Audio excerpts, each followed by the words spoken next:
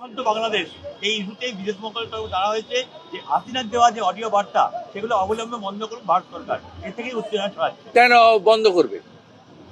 যখন হাসিনা ওয়াজেদ নির্বাচিত প্রধানমন্ত্রী ছিল তখন তারেক রহমানরা লন্ডনে বসে ভাষণ দিতেন, তখন তো বন্ধ করার কথা আওয়ামী লীগ বলেনি।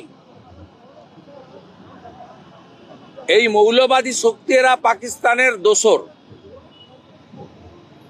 এই পাকিস্তানিদেরকে জব্দ করার জন্য ডোনাল্ড ট্রাম্প নরেন্দ্র মোদীজিকে কঠিন ব্যবস্থা নিতে হবে এবং আমরা গোটা পৃথিবীর মৌলবাদ জঙ্গিবাদের বিরোধী জনগণ, হিন্দু জনগণ চাই অবিলম্বে আমেরিকা, ভারত এরা এগিয়ে এসে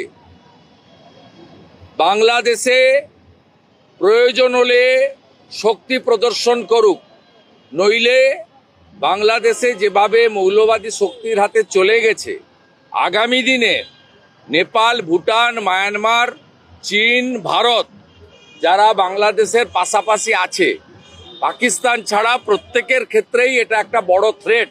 বিশেষ করে ভারতবর্ষের কাছে বড় থ্রেট, কারণ বাংলাদেশের বর্ডারের ম্যাক্সিমামটাই আমাদের এলাকায়। পশ্চিমবঙ্গের 9টা জেলার 2200 কিলোমিটার বাংলাদেশ বর্ডারে আছে এবং আমাদের মমতা ব্যানার্জির আনুকূল্যে 596 কিলোমিটার বেড়া দেওয়া যায়নি বিএসএফ। আমরা আতঙ্কিত যে এই মৌলবাদী জঙ্গিরা তারা ধর্মীয় স্লোগান দিয়ে যেভাবে বঙ্গবন্ধু বাংলাদেশের জনক, স্রষ্টা,